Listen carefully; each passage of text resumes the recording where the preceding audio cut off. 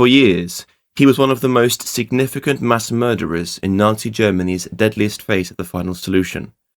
Described by his contemporaries as a terrifying brute, a man almost entirely devoid of empathy, he personally took part in the mass murder of hundreds of thousands of men, women and children, via a model of killing that he himself had a hand in developing.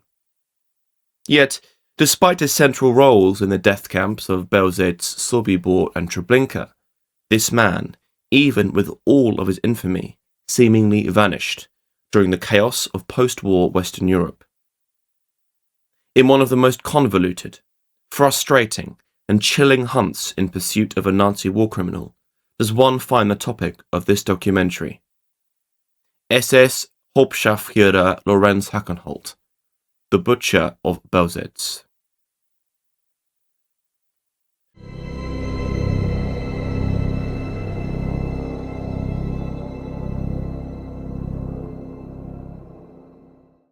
Born on June 26, 1914, Laurentius Marie Hackenholt, who went by the name Lorenz, entered the world roughly a month before the First World War commenced in Europe.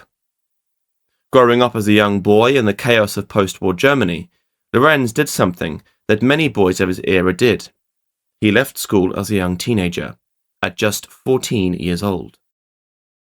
After he had left school, he worked as an apprentice bricklayer in the late 1920s, and, according to the historian Michael Tregenza, worked on various construction sites until his late adolescence.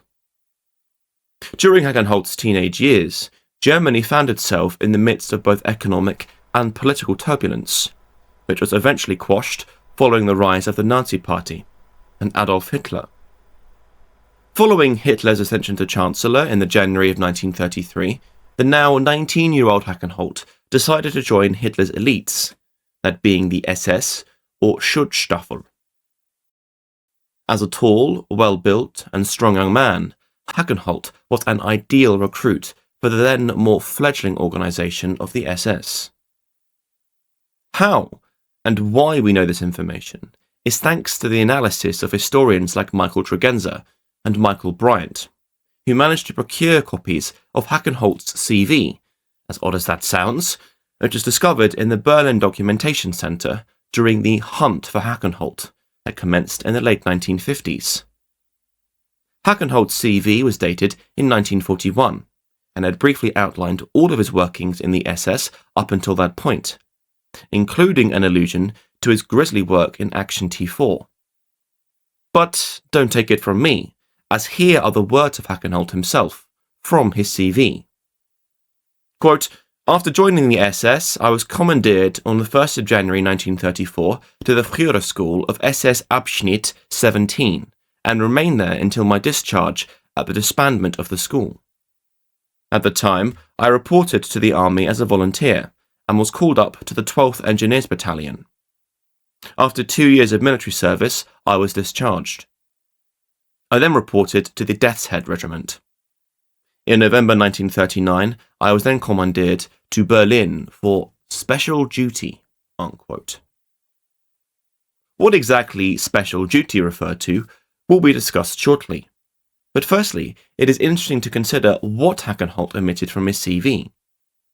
You see, even prior to his posting in Aktion T4, or Operation Reinhard, Hackenholt had already had experience at working in Nazi concentration camps, or KLs. It was SS Scharführer Werner Dubois, a former comrade of Hackenholt's both prior to the Holocaust and during it, who informed West German police after the war that he and Hackenholt had belonged to the same SS unit in the late 1930s. According to Dubois' recount, they both belonged to the Totenkopf Brandenburg Division, stationed north of Berlin. Furthermore, in March 1938, when an SS vehicle depot was established at the nearby Sachsenhausen concentration camp, Dubois and Hackenholt were transferred to the camp's staff pool, as both SS men were skilled motor mechanics and drivers with Class 1 to 3 driving licenses. At Sachsenhausen, they also performed the more onerous task of concentration camp guards, as well as serving as SS drivers for the camp command. Hackenholt's experience at Sachsenhausen, combined with his responsibilities concerning these special duties, made him into the ideal candidate for Operation Reinhard. So, what were these special duties then? Well, in November 1939, Hackenholt, alongside Werner de Bois and a certain Josef Oberhauser, were summoned to the Führer's private chancellery at Vossstrasse 4 in Berlin. Once they arrived, they were introduced to 6 other SS NCOs who had experience working in concentration camps. Lots of these men were to become Hackenholt's blood brothers, not only throughout said special duties, but also Operation Reinhard. One by one, each man was interviewed by SS Standartenführer Viktor Brack, the head of the main office too of the Führer's chancellery. Rather curiously, Hackenholt and his contemporaries were also interviewed by SA Oberführer Werner Blankenburg, a member of the Sturmabteilung, which many people forget did persist even after the Rome Putsch of 1934. According to Michael Tregenza, it was Blankenburg who informed the SS NCOs about Aktion T4 and its plan to forcibly euthanize the mentally handicapped, mentally retarded, and idiots. In a rather shrewd and horribly ironic tone, these men, once sworn into Aktion T4, were told that they were to be employed by an organisation called the, quote, Charitable Foundation for Institutional Care, unquote, which is more commonly referred to as the organisation. This charitable foundation's name was made in cruel irony, with the organisation being nothing more than a fake, a decoy collective that supposedly oversaw Aktion T4 and later Operation Reinhard. It had no employees and existed in name only. According to Michael Bryant, and a few other historians I've come across in my readings over the years, Hackenholt's main postings during T4 were at the Grafenegg and Schonnenstein killing centres. But Michael Tregenza claims that Hackenholt worked at all 6 T4 centres as a so-called disinfection and burning expert. His role, which was a grisly and brutal one, primarily involved cremating the bodies of the murdered mental patients, once they had been successfully gassed. Hackenholt's presence at all 6 killing centres during T4 was due to his secondary role as a driver for the SS, in which he would deliver the carbon monoxide gas cylinders to the T4 killing facilities, building on his experience that he had garnered at Sachsenhausen as an SS driver. During his time at the Aktion T4 killing facilities, Michael Tregenza made particular note of an instance involving Hackenholt in the January of 1941, in which he was charged for battery and assault against a bar owner. Quote, It was Dr. Becker's file at the Berlin Documentation Center that gave the first indication of Hackenholt's character. In January 1941, a charge of assault and battery was brought against both Becker and Hackenholt in Plauen by Albin Wunderlich, the owner of the bar in the town. The 2 SS men had left the bar at 5 o'clock in the morning, considerably drunk and in the company of 2 prostitutes. In the street, the bar owner continuously insulted Hackenholt and then attacked him, a foolhardy act as Hackenholt was a well-built man over 2 meters tall. In self-defense, Hackenholt struck the bar owner and knocked out 2 of his teeth, whereupon the bar owner called the police. All 3 men were then taken to the police station, where Becker and Hackenholt refused to divulge to the nature of their work or the reason for their presence in Plauen. The police referred the criminal charges to the SS, who began disciplinary proceedings against the pair, which resulted in a delay in promotion for Becker. After much bureaucratic wrangling, however, the SS disciplinary proceedings against Becker and Hackenholt were dropped. Unquote. So, essentially, Hackenholt got really drunk and had a scrap with the bar owner. Now, in fairness to Hackenholt, and that is a phrase that I will not be uttering again in this video, he was physically attacked first, after being continuously baited and insulted. More fool the barman for baiting him, and then striking him, I say. Don't go looking for fights with men much bigger than you, and then go crying to the police when you lose. Now, that being said, it could be the case that Hackenholt beat the bar owner bloody, and repeatedly struck him while he was down. That would certainly be in keeping with Hackenholt's character, but once again, don't poke the bear and you won't lose your arm. I believe that Tregenza specifically highlighted this account as it displays the raw strength and brutality of Hackenholt, something that his contemporaries note upon also, and this was very useful during his time in Operation Reinhard. One thing I do doubt, however, about this account was the claim of Hackenholt being over 2 meters tall. It's possible, of course, and I don't have access to Hackenholt's SS file, but in pictures of him with other SS men, he looks tall, but not that tall. For my non-European viewers, 2 meters tall is roughly 6'6", which is massive.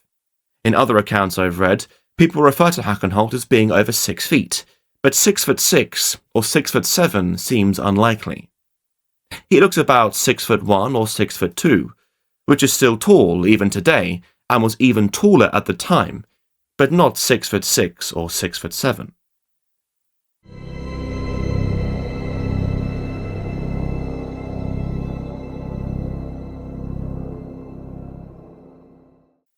Following uproar from German civilians, Hitler decided to terminate Aktion T4 in late August 1941, at which point roughly 70,000 people had been murdered in the fake hospitals.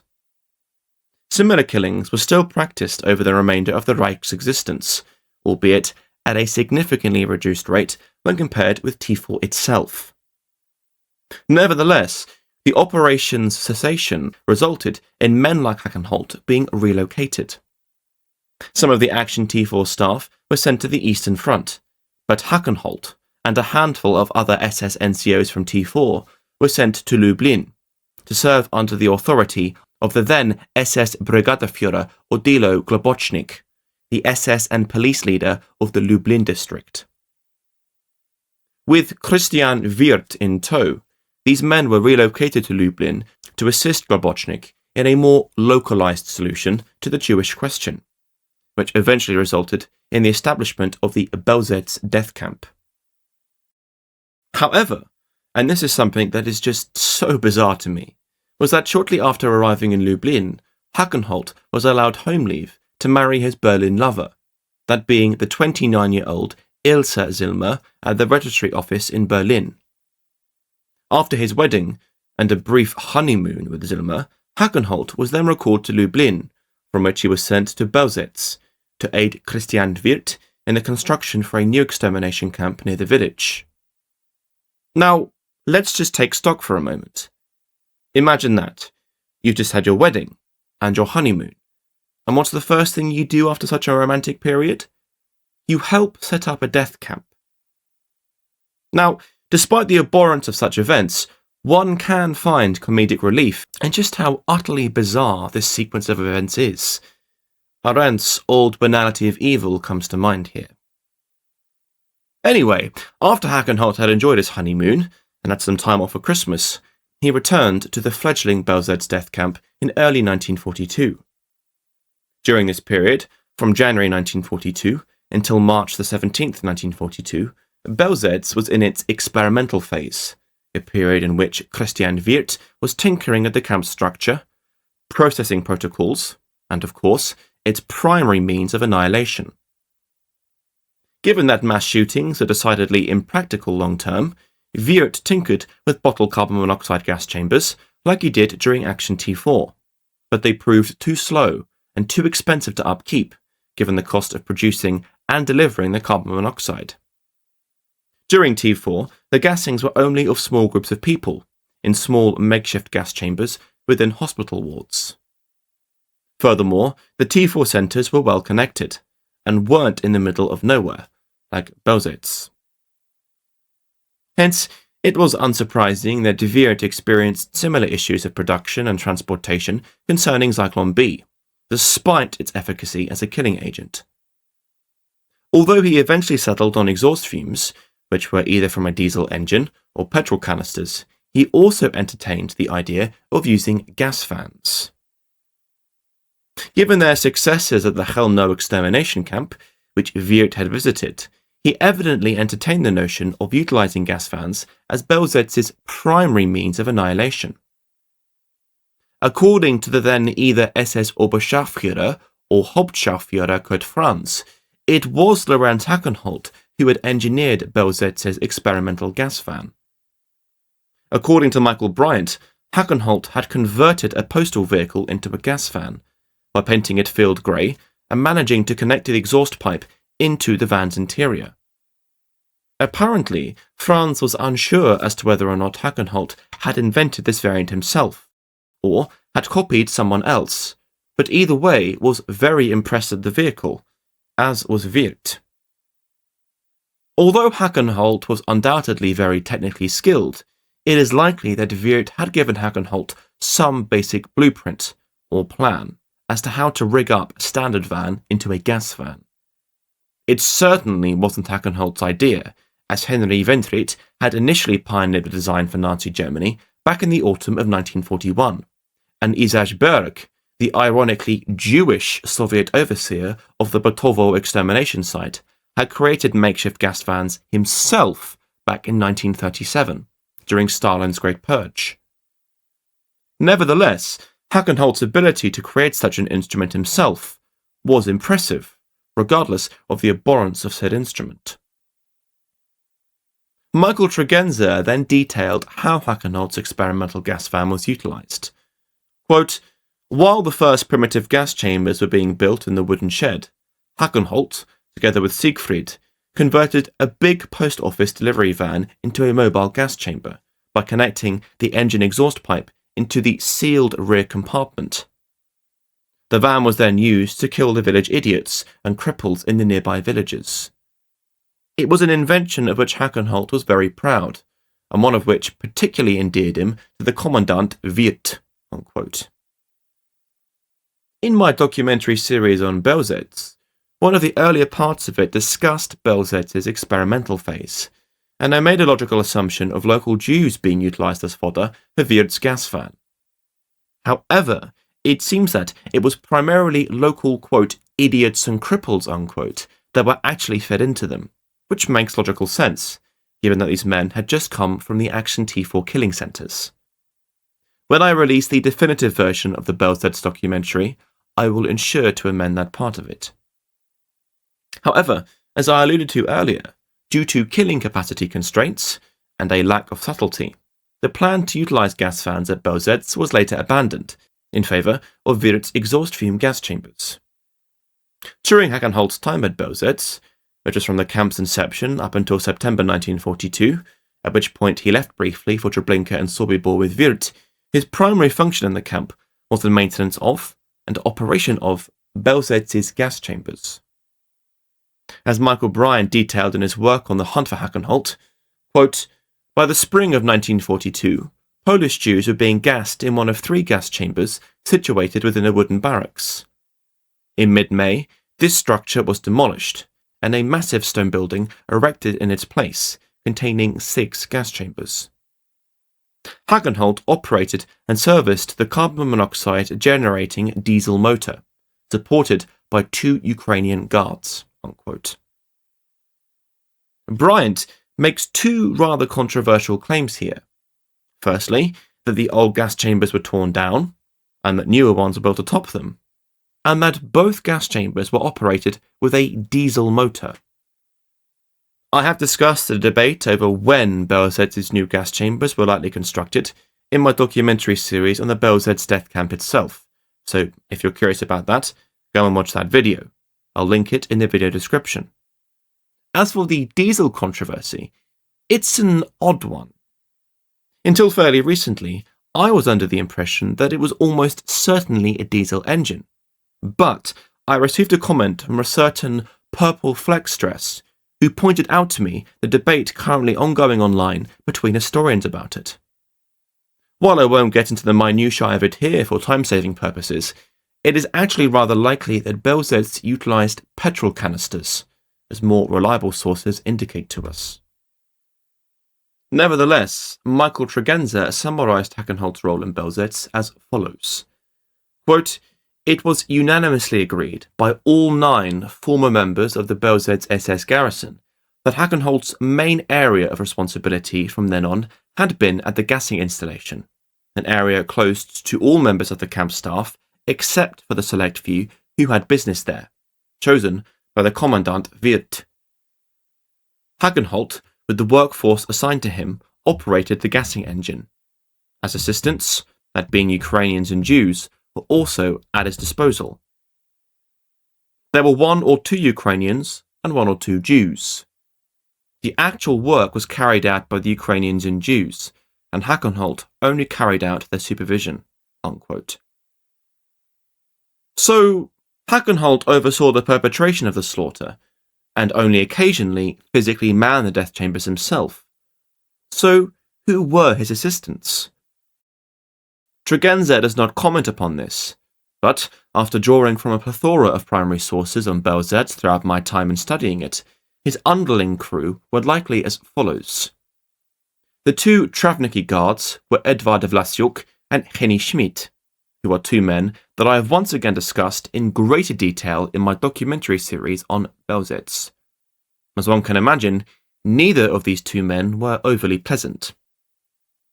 As for the Jewish assistants, these would have certainly been more variable, given the high mortality rates of the Totenjuden, but Robin O'Neill refers specifically to a Jewish Zugführer named Moniek, a cab driver from Krakow, who was Hackenholt's primary assistant in running the gas chambers.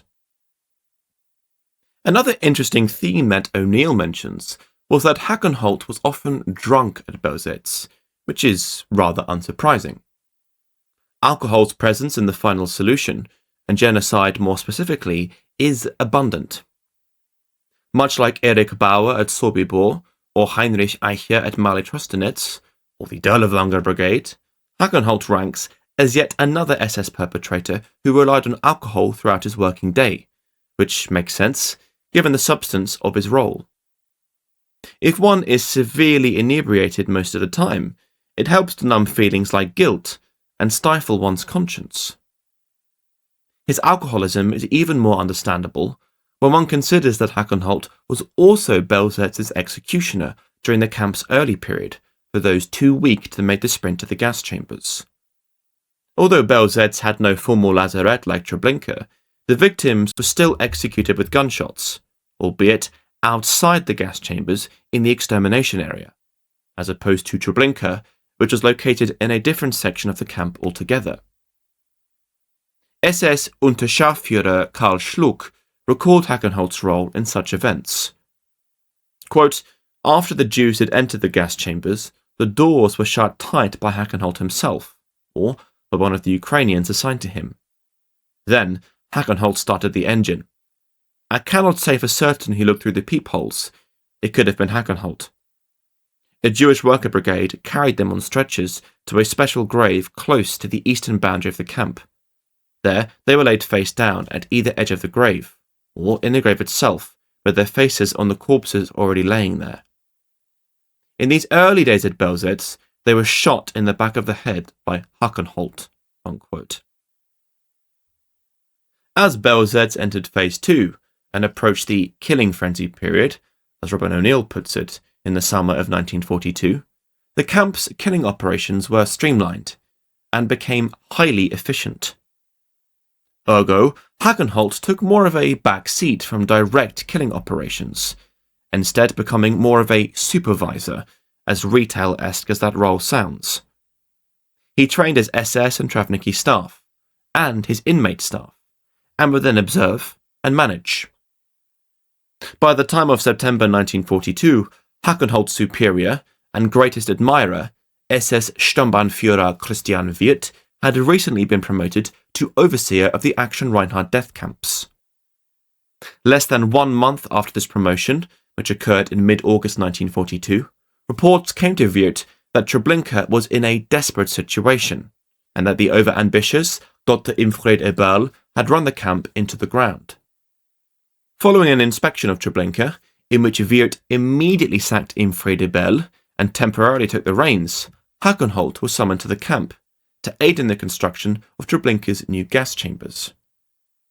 As he was considered by Wirth to be an expert in the field, Hackenholt was not only the primary architect during the design of Treblinka's new gas chambers, but also wielded significant influence during their construction.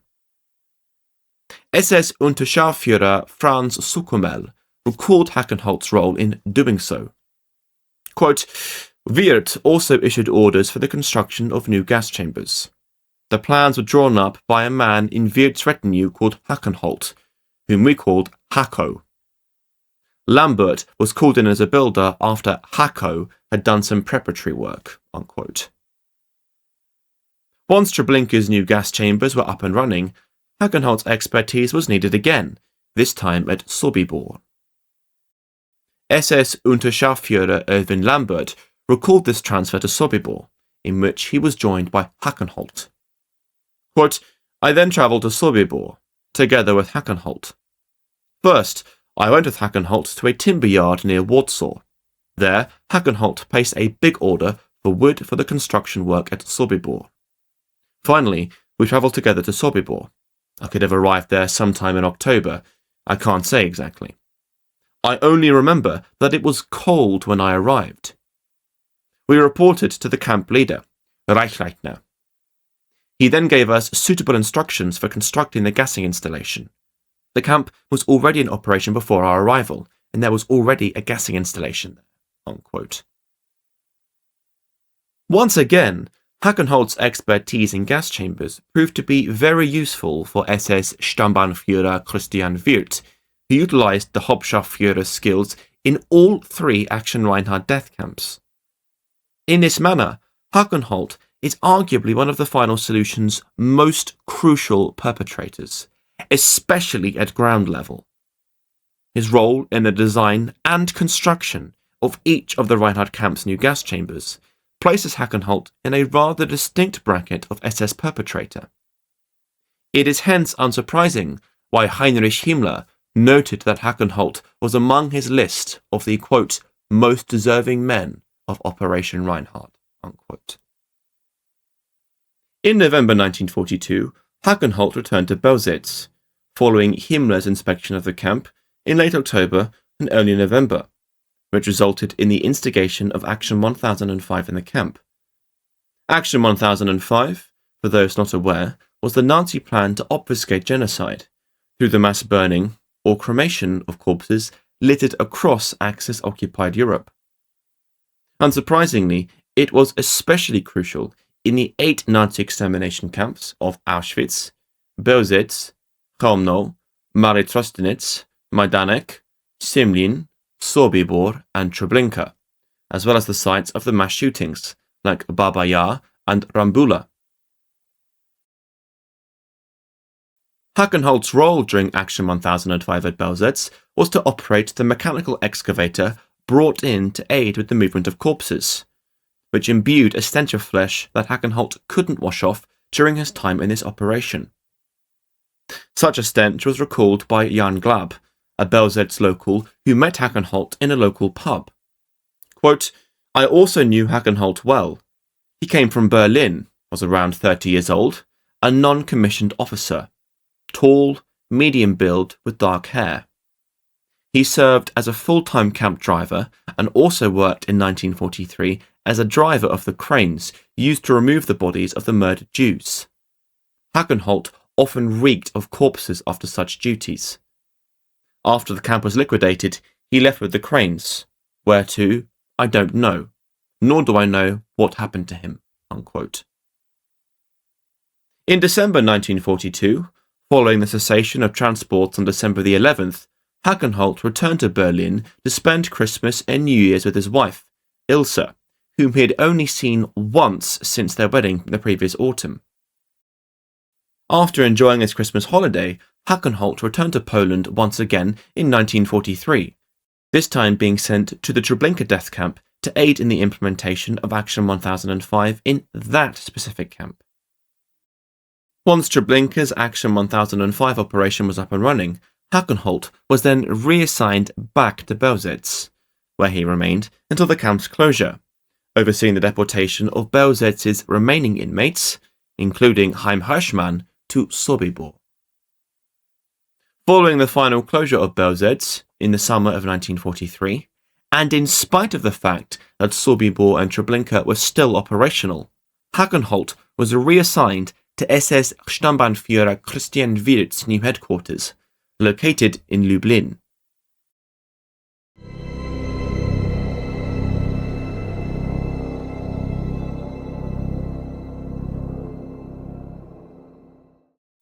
Given that Aktion Reinhard was coming to an end, Wirth was given a secondary role as inspector of the German equipment works, which saw his reign over Lublin's selection of labour camps, all of which were technically sub-camps of the Majdanek concentration and extermination camp. Wirth personally resided in a house on the Lublin airfield, adjacent to the Flugplatz concentration camp, or Lublin airfield camp. Michael Tregenza detailed the Flugplatz concentration camp as follows. Quote, the former aircraft hangars on the airfield, which had been abandoned since being bombed by the Luftwaffe in September 1939, and several barracks, had been used since the early summer of 1942 as the main sorting, cleaning, and storage depot for the vast amounts of belongings and valuables seized from the murdered Jews in the extermination camps. The loot was delivered to the airfield by rail, and also dispatched to the Reich by rail at regular intervals for further utilisation. Valuable furs were disinfected with Zyklon B in 4 specially constructed chambers. Unquote. Hence, Flugplatz, although not an extermination camp or even a transit camp, was still part of Operation Reinhard as an offshoot labour camp, which oversaw the sorting of stolen belongings. It was at Flugplatz that Hackenholt worked, overseeing the disinfection of the stolen belongings in the Zyklon B gas chambers. According to Tregenza, he also utilised one of the chambers to murder inmates no longer needed for work, which adds yet another Nazi concentration camp to the list that occasionally utilised gas chambers. Hackenholt's period of work in Flugplatz was confirmed by his wife, Ilse, during her interrogation from Sonderkommission 3A on October 31st, 1941, who were a West German war crimes interrogation unit that were hunting Hackenholt at the time. Quote, at that time, my husband was in a factory, or some such similar place in Lublin, in which Jews were interned and had to work. My husband lived at that time in Lublin in the camp complex. As far as I know, my husband performed guard duty on the area of the camp. I cannot give more precise details about his duties. Unquote. Ilse Hackenholt continued later in the interrogation, detailing the following. Quote, I have an extraordinarily unpleasant memory of my last days of my holiday in Lublin. As explained before, we lived a part of the time inside the camp complex, and on this particular day, the whole camp was surrounded and the interned Jews driven out. Although I myself saw the camp was surrounded, I cannot say for sure to which units the soldiers belonged. I believe I heard from my husband that the camp was surrounded by the SS. The Jews were being taken some distance from the camp, and later I heard shooting. I assumed something bad was happening. It was uncanny for me there. My holiday was not over yet, but I decided to leave. Besides, I remember that Gottlieb Hedding advised me to leave. Unquote. So there we have it. Hackenholt might have just planned the worst possible holiday any man has done for his wife, staying with him at the Flugplatz concentration camp during a killing action. Said killing action, codenamed Aktion Erntefest, or Operation Harvest Festival in English, involved the mass execution of roughly 40,000 inmates of the Majdanek, Poniatowa, and Travniki camps, following the disastrous Treblinka and Sobibor revolts in August 1943 and October 1943, respectively. Himmler, who feared that this riotous nature might be catching, preemptively authorized the mass slaughter of the Jews located in these camps, to prevent any further attempts at breakouts. Once again, if one can detach themselves from the horror of this situation, then they can truly consider just how lacking in feeling Hackenholt was. I mean, imagine telling your wife that she can come on holiday with you, only to watch you work in a concentration camp during a mass execution period. Granted, Lorenz probably wasn't aware of Aktion und Fest at the time of inviting Ilse, but the point still stands.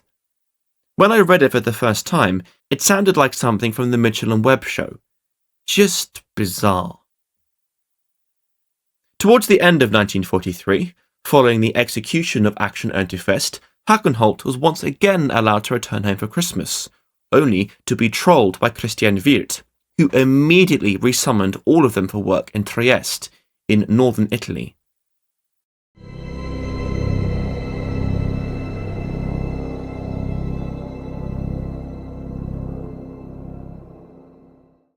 Michael Tregenza outlined the special work for the ex-extermination camp SS NCOs in northern Italy. Quote, in Trieste, the men were formed into 3 special SS and police units, designated as R1 based in Trieste, R2 based in Fiume, and R3 based in Udine. All 3 units came under the overall command of Christian Wirth, who had his command post in a disused rice mill in the suburb of Sabba. Their main task was the seizure of a few thousand remaining Italian Jews and their property, carried out under the code Einsatz R, meaning Operation R, and was merely an extension of their grisly work in Poland. SS Hauptscharführer Lorenz Hackenholt was attached to the R1 unit in Sabba, a concentration camp, utilised as a holding centre for Italian Jews before they were deported further to concentration camps in the Reich. Wirth, however, turned Sabba into a miniature death camp in which Jews as well as Yugoslavian partisans were interrogated and executed. Their bodies were burned in a crematorium constructed by Erwin Lambert. Their executions and cremations, unauthorised by SS Gruppenführer Globocnik, were finally stopped on his orders in early May 1944, and the Einsatz R units switched to anti-partisan duties on the Istrian Peninsula. Unquote. As Tregenza so brilliantly summarises, Hackenholt was originally located in the Sabba concentration camp, under the command of Wirth, who did indeed transform Sabba into a pseudo-extermination camp, but on a far, far, far reduced scale. After working at Sabba, Hackenholt was then reassigned to combating partisans in May 1944, which was his final line of work for the Reich, right up until Nazi Germany's surrender in May 1945. In 1944, Hackenholt was awarded the Iron Cross, second class, for his workings at the Belzec, Sobibor and Treblinka extermination camps, being specifically noted for his unquestioning service to the Reich. Then, in the spring of 1945, according to his contemporaries of Josef Oberhauser, Hans Goetzig and Heinrich Gley, Hackenholt was killed in action, in a skirmish with partisans near Trieste. Whether this was old mates covering for their missing former colleague, or a genuine report they had been given at the time, Oberhauser, Goetzig and Gley's claim that Hackenholt perished in action in the spring of 1945 is highly unlikely, as will be evidenced throughout the remainder of this documentary.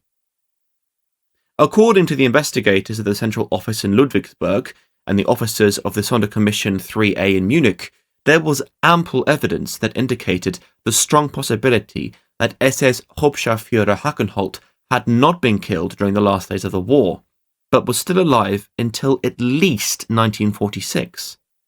And, as you'll see later in the documentary, Hackenholt even made contact with his supposedly widowed wife, Ilse, after the war had ended, through an unknown messenger.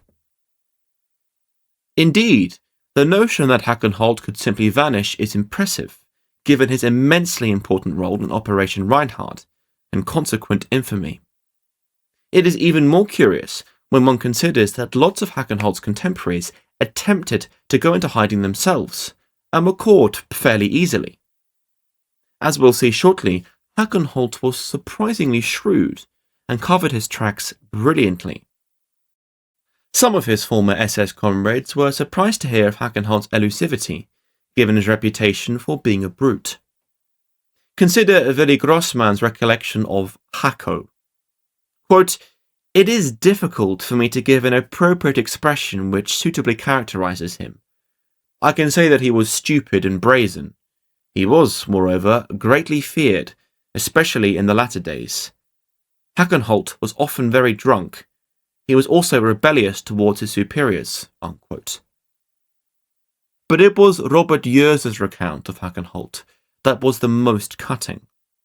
Quote, "About his character, I can use the following figure of speech, which, to my mind, most appropriately describes him. He wanted to go and piss with the big dogs, but couldn't lift his leg." Unquote. So, by no means was Hackenholt particularly intelligent or subtle during his time in Operation Reinhard. He was, however, remarkably slippery in his evasion of justice. In my readings of Hackenholt, the one trait that always stands out for me was that he was undoubtedly a massive opportunist. Indeed, according to the same Robert Jörs, in the final weeks and months of the Second World War, Hacko dealt extensively on the black market in Trieste, including making deals with partisans and other Allied infiltrators. As he started to make good money, greed got the better of him, and he was caught selling small arms to partisans, which apparently was unsurprising for Jörs, as he claimed that Hackenholt was known for having no morals whatsoever. Following his arrest, Hackenholt was ironically imprisoned in the Sabba concentration camp, which he originally worked in, as he awaited trial. Luckily for Hackenholt, however, he was arrested only weeks before the northern Italian front collapsed, and Germany surrendered. Ergo, he was released by his former comrades as Allied forces approached Trieste towards the end of the war, in which he then immediately abandoned all of his lingering SS responsibilities. Hackenholt also wasted no time in his next money-making scheme, and he immediately joined a nearby private transportation company in Trieste, working as a bus driver. Dressed in civilian clothing, and totally unperturbed by the chaos surrounding him, Hackenholt was spotted driving one of these buses by a former comrade of his at Treblinka, an SS NCO called Karl Schiffner. Quote, "On either April the 29th or May the 2nd, 1945, Lorenz Hackenholt was taken on by a private bus company near Trieste. He accepted work there.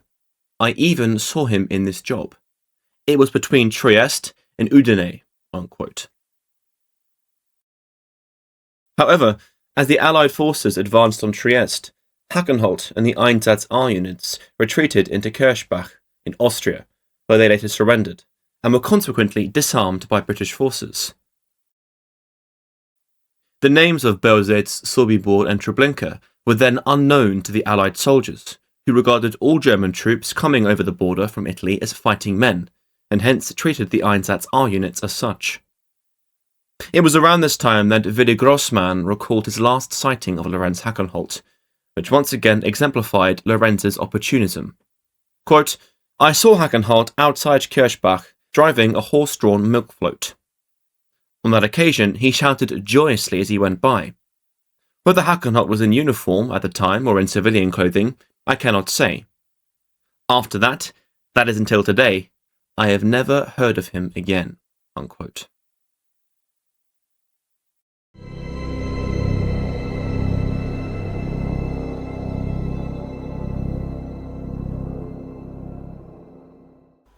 In the immediate years following the end of the Second World War, Europe was in chaos. The wartime uneasy alliance between Stalin, Churchill and Roosevelt had all but crumbled. Germany, as many of you will know, was divided into two halves, that being the Allied-occupied West Germany and the Soviet-occupied East Germany. Following the fall of the Berlin Wall in 1989, it came to light in the archives of Moscow that the Soviets had captured, interrogated, and then either imprisoned or executed significant numbers of SS war criminals, and even more curiously, a rather large number of operatives from the Nazi collaborator nations. Although the Allies had their infamous Nuremberg trials, of which Auschwitz was a major spotlight, the Aktion Reinhard death camps of Belzec, Sobibor and Treblinka were rather obscure until the decades following the end of the war, after the dust had settled, as it were. The blunt reality, of course, is that lots of the most pernicious of SS war criminals, like those from Aktion Reinhard, had long escaped Europe by the time that organised hunts commenced for them in the late 1950s, as such men had escaped via the rat lines. However, fleeing the continent wasn't the only way to evade justice, as inventing a new identity, or adopting someone else's, would also be a rather effective way to simply fade back into West German society. Not all of those who tried to do the latter, however, were successful, and some of the Aktion Reinhard SS were tracked down and brought to justice. Organised government-approved hunts for the death camp SS were properly initiated on December 1st, 1958, in which a judicial investigation office was opened with the title of, quote, Central Office for State Justice Administration for the Elucidation of National Socialist War Crimes, unquote. Following the administration's inception, their primary focus initially was to examine, in detail, the perpetrators, survivors, and operations of the 6 major Nazi extermination camps of Auschwitz-Birkenau, Belzec, Chelmno, Majdanek, Sobibor, and Treblinka, by locating survivors, eyewitnesses, and, of course, the hunt for the perpetrators. Although Mali Trostenetz and Semlin were also both Nazi-operated extermination camps, the former was located deep in Soviet territory, and hence almost nothing was known about it, and Semlin, which was not only statistically insignificant, relative to the other death camps that is, but was also located in the now communist Yugoslavian state, following the ascension of Tito. Unsurprisingly, in the administration's hunt for the Aktion Reinhard SS, a certain SS Hauptscharführer Lorenz Hackenholt was atop all of their lists, alongside other ghosts like Ivan the Terrible and Gustav Wagner. As their first port of call, 2 officers from Sonderkommission 3A, the War Crimes Investigation Unit of the Munich Police, assigned to the Hackenholt case, were sent to Berlin to interrogate the captured SS Oberscharführer Erich Bauer, the gas chamber operative of Sobibor. Located in a prison in Berlin, Bauer was in his 11th year of a life sentence he had started serving in 1950. Bauer was captured only 5 years after the end of the war, after being spotted at a fairground in Kreuzberg by Sobibor survivors Esther Raab and Samuel Lehrer. In true testament to Bauer's lack of intellect and bungling nature, he made no attempt to disguise himself, and simply walked around Berlin after the war, presumably just hoping for the best, and that no one would recognise him. If only all war criminals were this stupid. Anyway, during the interrogation, Bauer swore that he knew that Hackenholt had definitely survived the war. Apparently, the 2 hyper-prolific serial killers had met and talked at Zuckering near Ingolstadt in Bavaria in 1946. At that time, according to Bauer, Hackenholt was living under the false name of either Janssen, Jensen, or Johansson, or something similar, an identity he had allegedly taken from a fallen Wehrmacht soldier towards the end of the war. In a similar echo to his workings in Trieste, Bauer expressed that under this alias, Hackenholt had obtained work as a delivery van driver, and when pressed for further details, he said he believed that Hackenholt was driving a fawn van. Bauer also mentioned that during the last days of the war, Hackenholt had been living in the Trieste area in northern Italy, with the woman Bauer only knew as Monica. Of all of the interrogations the West German War Crimes Police conducted in the hunt for Lorenz Hackenholt, Bauer's proved to be the most fruitful, as it generated a large number of leads. It is interesting to consider Bauer's claim that Hackenholt took on the false name of either Jensen, Janssen, or Johansson, as it sounds believable, but as we will discover later, it is possible that Hackenholt deliberately provided Bauer with false information, in a possible attempt to cover for himself. I'm not saying that's the case, and Bauer could have been mistaken about the exact wording of the name, given that it was a long time ago by the time they finally interrogated Bauer, but as we'll see, it's curious. Bauer's claim that he and Hackenholt had met near Ingolstadt, however, was corroborated from the testimony of another former SS guard from the Sobibor death camp, Fritz Rehwald. Although Rehwald could not recall exactly when and where their meeting was, the former Sobibor SS NCO recounted to the police that Hackenholt was working at a motor accessory shop, which was of major significance to the investigators, as this shop was only 15 kilometres from Ingolstadt. Given such strong convergence on the possible whereabouts of Hackenholt, it seems odd to think that Sonderkommission 3A waited over 4 months before searching for and interrogating Ilse Hackenholt. Public sector speed, or a lack thereof, would be my instinct in this case. Nevertheless, at 7 a.m. on the morning of July the 8th, 1961, the Hackenholt house at Gorrestrasse 8 was entered by German police. The search warrant had been issued the previous day by a local magistrate in Gelsenkirchen, on the grounds that there was a, quote, strong suspicion that Hackenholt had, or still had, contact with his mother, and to find any correspondence or other evidence of his present whereabouts, unquote. Although a great amount of correspondence was found, none of it was from the missing Lorenz Hackenholt. The letters were mainly requests to, and replies from, the Russian Half Moon Organization, their equivalent of the Red Cross, concerning Hackenholt's possible fate.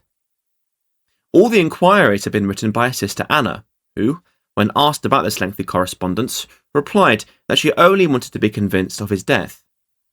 All others present, that being 6 female members of the Hackenholt family, his mother and 5 sisters, and a tenant who was a war widow, concurred with this reply, but had no answer to the question why neither the mother nor the wife had made any effort to find the missing male member of their family. When asked on what grounds they were so certain that no correspondence had been received from Lorenz since a certain date before the end of the war, they made no reply, and only attempted to convince the police officers that in spite of this apparent lack of correspondence, the relationship between Hackenholt and his wife Ilse, and indeed the rest of the family, had been good. When pressed further and asked why, the women merely shrugged their shoulders. Odd? Yes. Creepy? Yes. Fishy? A little. By the time of the police search, Hackenholt had been legally dead for almost 20 years, and although grief is a wound that never truly heals, it would certainly have softened by this point due to the elapse in time. Anna Hackenholt's determination to find more about Lorenz is also interesting, but her primary motive of confirming his death seems a little odd, given that he supposedly perished in Trieste, or around that region. How and why the Soviets would know about his death is therefore odd, unless his sister was wholly unaware of Lorenz's geographic whereabouts but towards the end of the war, and just assumed that he died on the Eastern Front. His family's refusal to answer direct questioning is also strange. Their insistence on his good relationship with his wife seems more like a red herring and a distraction tactic to me. It's totally irrelevant. Perhaps it is also a way of them coping with Hackenholt's legacy by pointing to his functioning relationship with his wife. Apathy and avoidance of questions is strange. Could it be acceptance of his death? Yes. Could it also be rehearsed in the event of any investigation? Also, yes.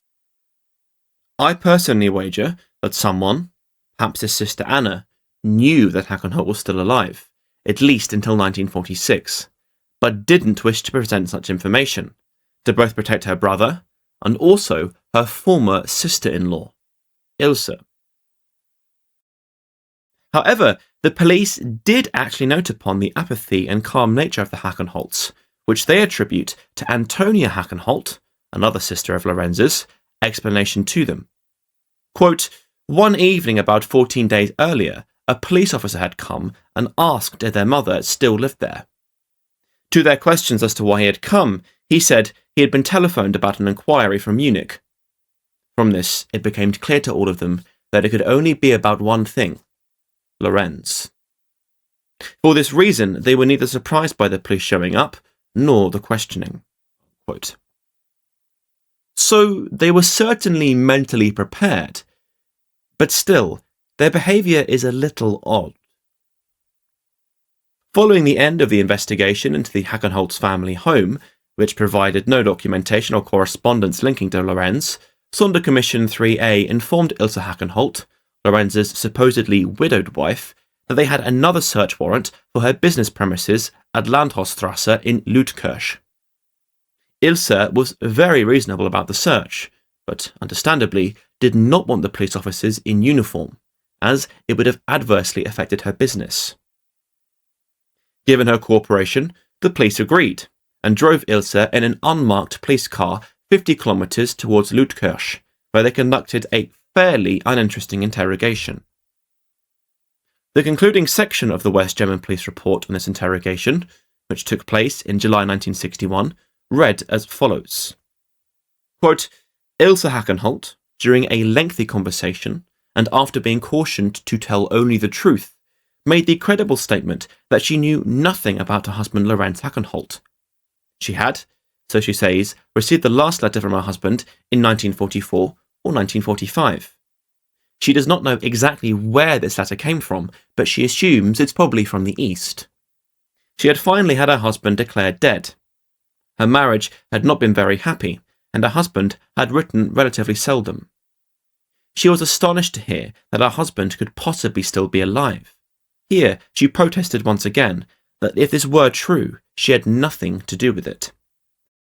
Finally, she asked that she should be informed about where and when her husband had been traced, as she had a legal right to know this. Quote. In contrast to Lorenz's family, Ilse claimed that her marriage to Hackenholt wasn't overly good, which I can believe, given that she barely saw him and that their last holiday together involved a trip to the Flugplatz concentration camp. More than anything, Ilse just sounded irritated in this interrogation, which I can completely understand. However, as we will see shortly, she does lie during this interrogation. And for what reason, you might ask?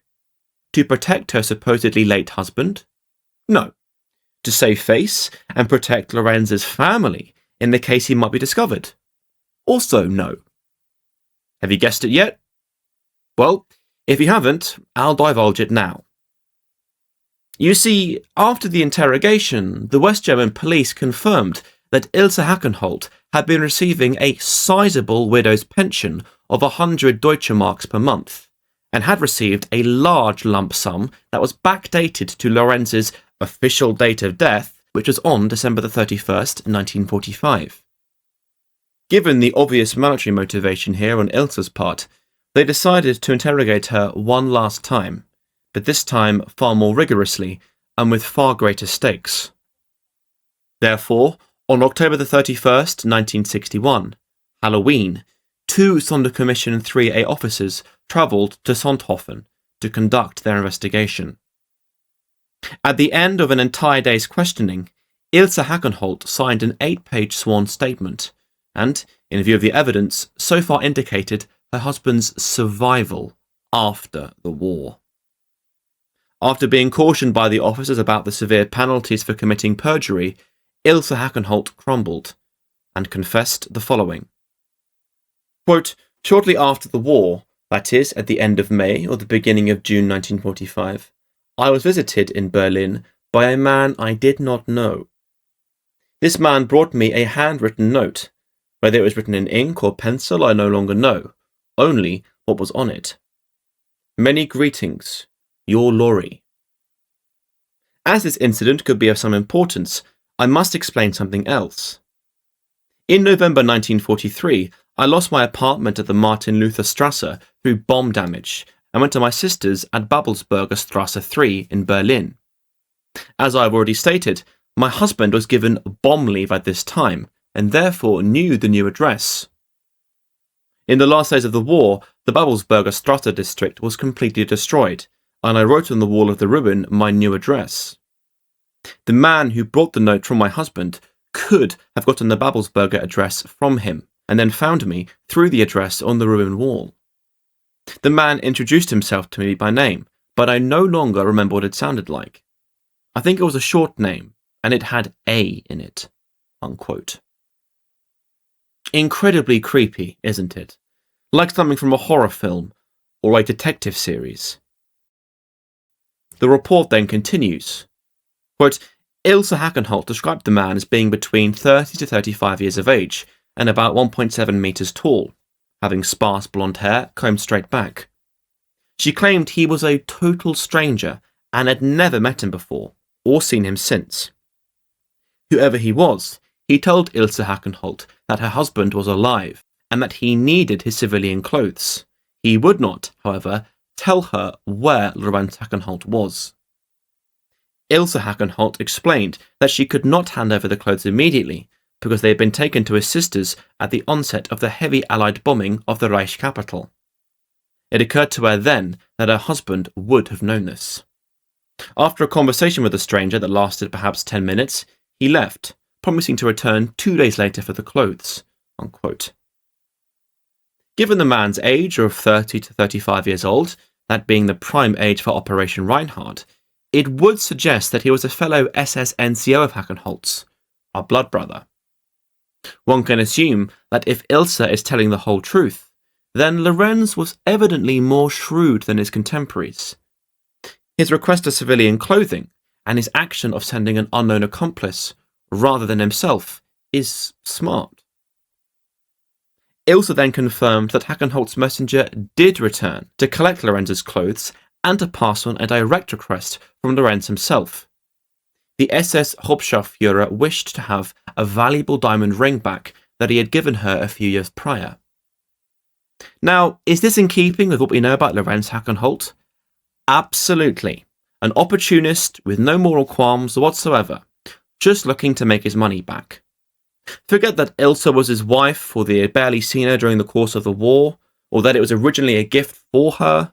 In true Bronn from Game of Thrones fashion, Lorenz simply wanted the money, and he sent one of his old friends to take it off his soon-to-be widowed wife.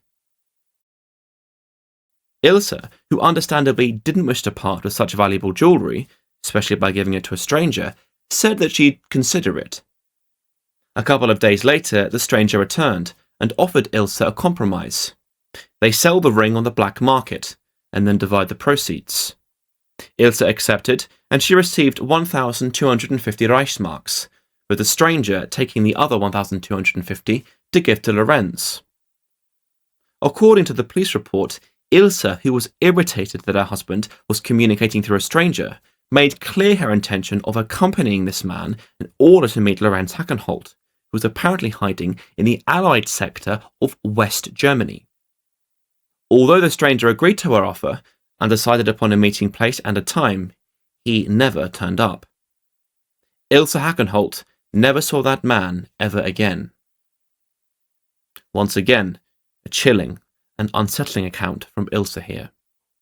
Lorenz's messenger clearly had no intention of allowing her to meet with Lorenz, and I would imagine that Lorenz would have also agreed with this. After all, if they did meet, Hackenholt knew that if his wife were to be questioned in the future, she may betray him. Following this admission, the interrogators then moved to Ilse Hackenholt's successful hoodwinking of the German legal system, in which she had managed to convince a court in Berlin that her husband, Lorenz, had perished in action. At this point in the interrogation, Ilse Hackenholt explained that she had taken the official declaration of her husband's death entirely of her own volition, and not at the instigation of anyone else. It had been her decision alone to claim a war widow's pension, which she believed was due to her. She now took claim that her original statement, claiming that she had last heard from her husband on the Eastern Front in either 1944 or 45, a statement made under oath in a court of law, had been knowingly false. A shocking revelation? Hardly. Money is almost always the primary motivator in fraud. Above all else, it seemed that Ilse Hackenholt was just interested in receiving her widow's pension, and if that meant lying to the German legal system and police interrogators to protect that pension, then so be it. Ilse's confession on October 31st, 1961, about her fraudulent death claim for Lorenz was recorded as follows. Quote, "As this interrogation has shown, I knew that my husband came home on leave from the south and had eventually returned there. Also, the letter for my birthday in November 1944 was not the last sign of life I had from my husband. I have explained, in detail, that my husband had sent someone after the war to meet me. It is not necessary for me to say any more about this.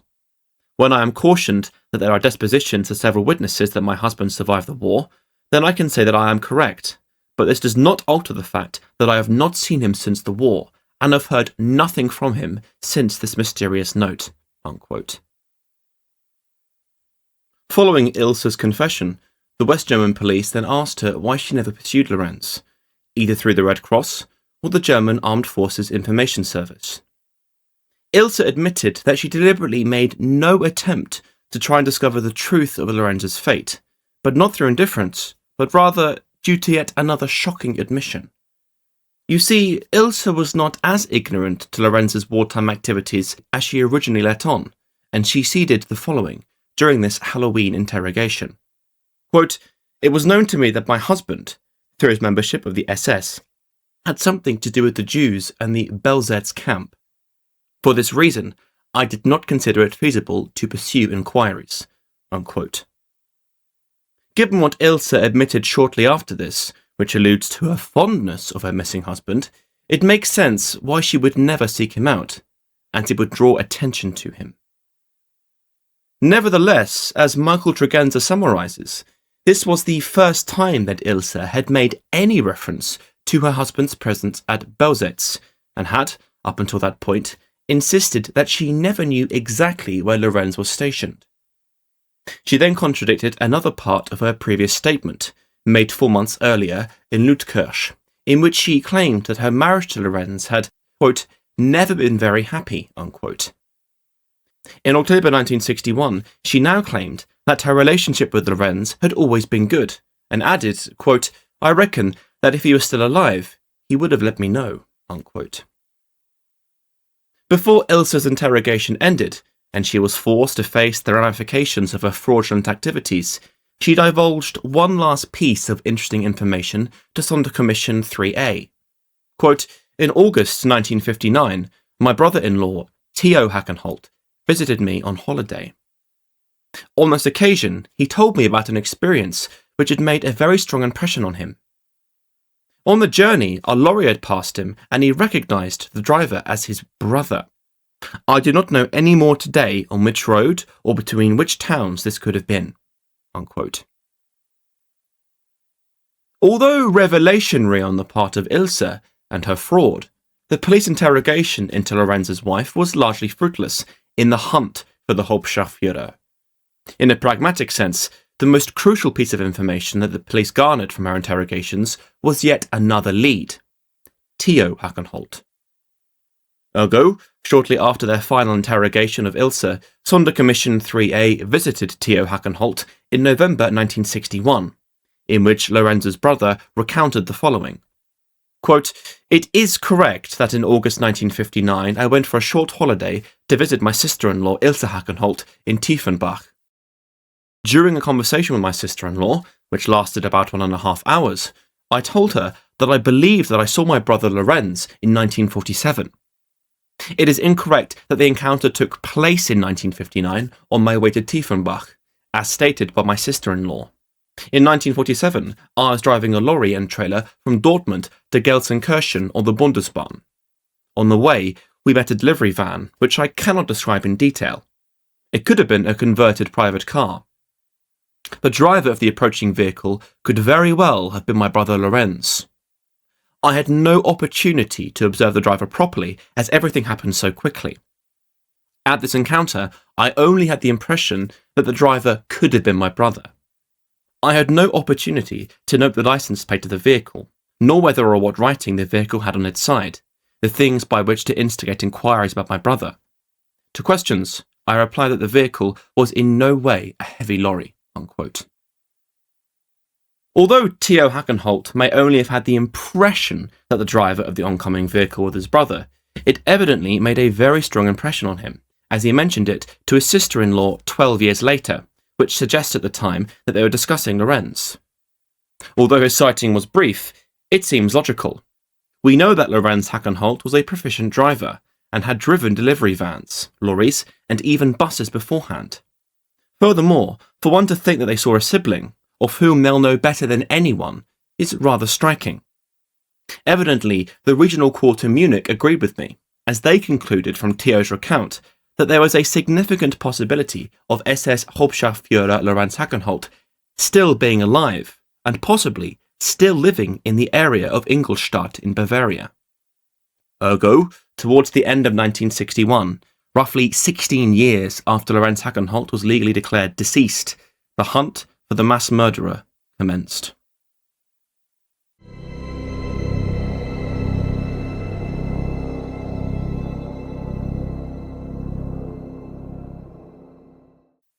West German authorities commenced by systematically checking all males with the names Janssen, Jensen or Johansson in the Ingolstadt area, following on from the information given by Erich Bauer. None of the people investigated bore any resemblance to Hackenholt.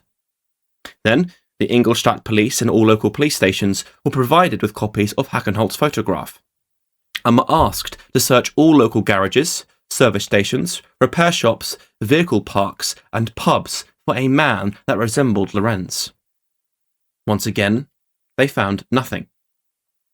The State Association for Bavarian Commercial Goods Carriers were then asked to inquire through their branch officers whether they had ever registered any drivers with names similar to the alleged alias, that being Janssen or Jensen, who drove foreign vans. All the inquiries, including the investigation of thousands of drivers, proved fruitless.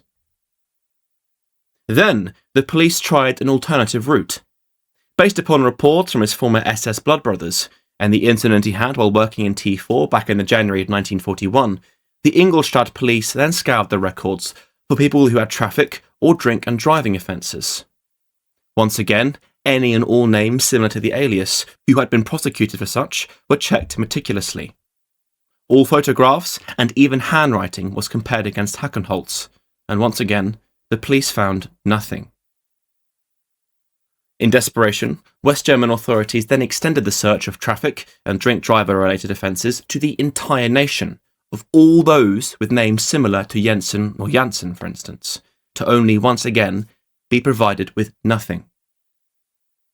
Then, once again taking from Bauer's recollection of Hackenholt, they checked every owner, past and present, of a found van in the southeastern part of the country for the years 1945 to 1947.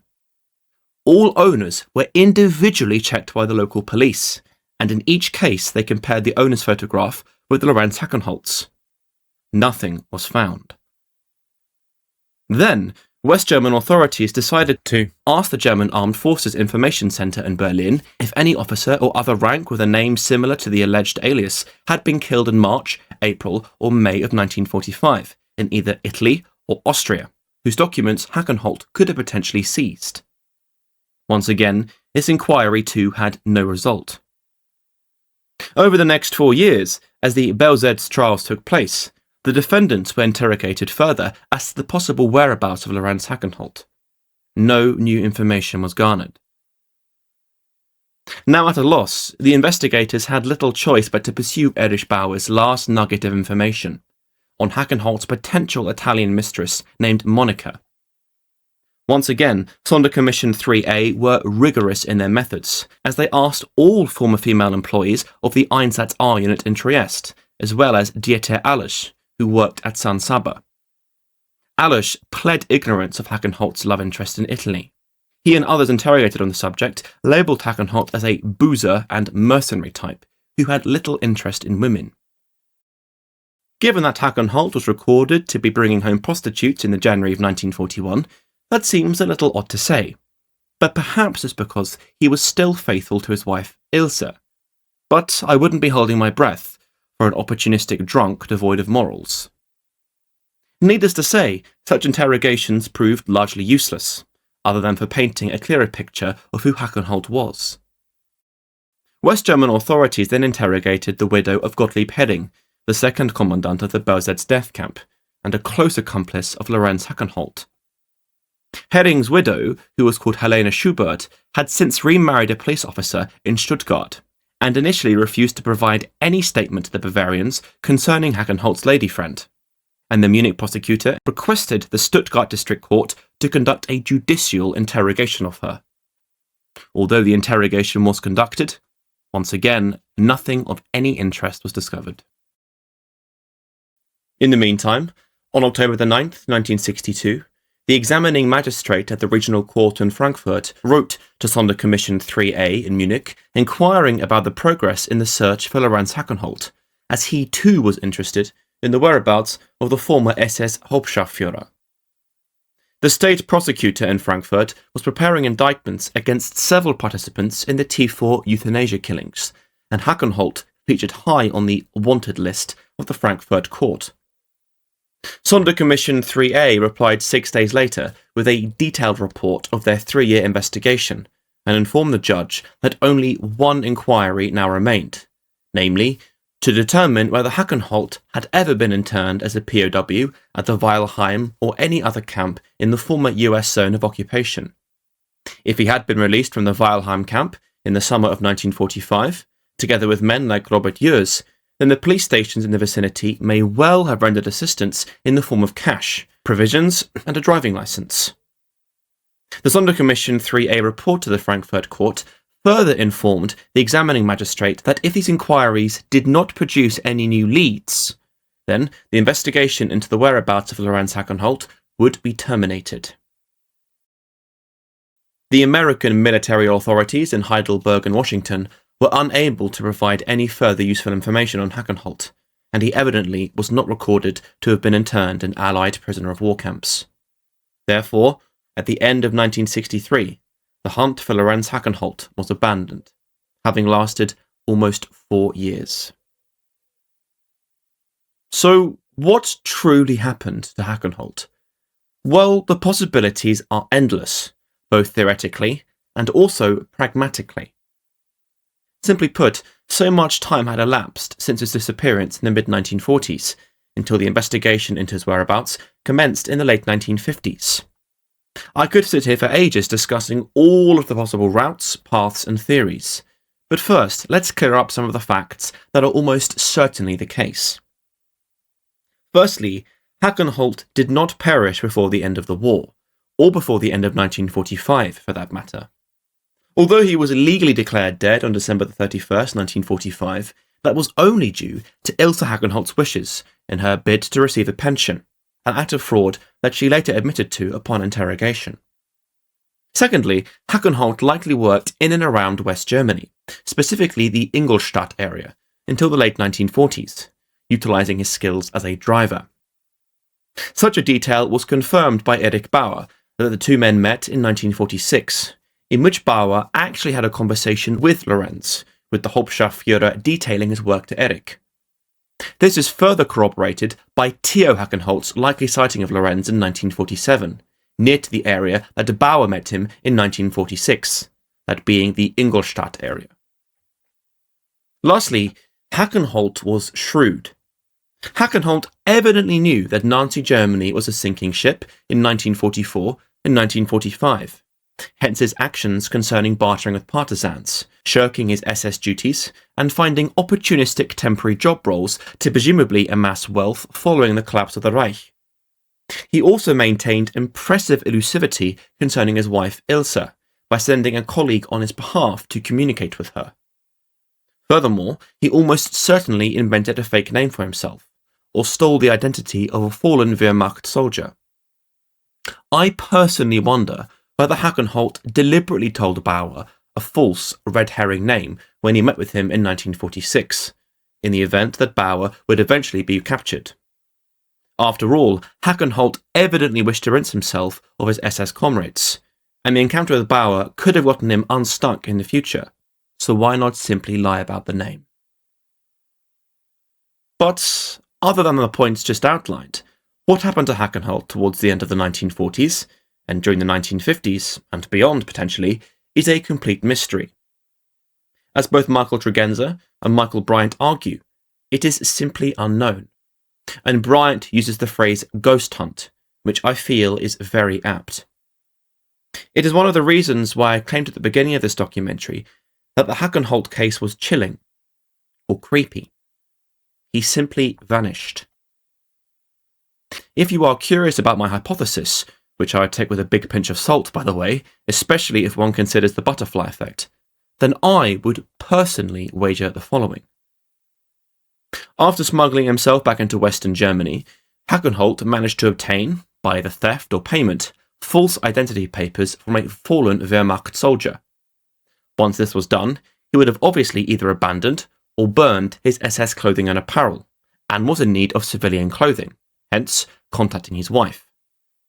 Evidently also hard for cash and unable to withdraw from his actual bank account, given the risks associated, Hackenholt then demanded that his wife sell her ring, and they split the profits. In the meantime, I would imagine that he found work as a delivery driver, or vehicle driver of some description, utilising his false identity papers for a licence. After working at this role for a few years, and as the dust began to settle in West Germany, I personally hypothesise that Hackenholt would have emigrated from West Germany around the late 1940s or very early 1950s. Of course, in 1949, when Bauer himself was captured, I wonder if Hackenholt ever came across this news in the press, or if he came across similar instances in the late 1940s or early 1950s. If he had, he certainly would have been shaken by it, and spurred to make a move. Given the trajectory of his career, he was seemingly nomadic anyways, and had little issue with moving all around Europe, and by likely extension, abroad. As I've said before, he was shrewd, and hence, I believe, decided to flee West Germany before it was too late. However, where he went to, and when he left exactly, is seemingly a mystery. But I would wager that by the time of Sonderkommission 3A's investigation into Hackenholt, he had long since disappeared from West Germany, hence their struggle in attempting to trace him, and the lack of sightings during the 1950s. Of course, it is also possible that Hackenholt had died in the interim, but this is fairly unlikely, given that he was only in his early 30s when the war ended. So, if he did leave West Germany, what did he do? Where did he go? Did he leave a new life abroad, dying peacefully on the other side of the world in the 1980s or 1990s with a new family? Or did he ultimately remain in West Germany? Perhaps he had since adopted a new identity and a job, one that Sonderkommission 3A wouldn't even have considered. It's impossible to say. Hackenholt's trail after the 1940s is cold, and the truth about what really happened to him is likely to never surface. Former SS Hauptscharführer Lorenz Marie Hackenholt, wanted for his participation in the mass murder of over 70,000 disabled people in the T4 killing centres in Germany, and his personal execution of hundreds of thousands during Operation Reinhard, has never been found. Hence, Lorenz Hackenholt goes down in history as one of the most prolific serial killers of all time, to never be caught.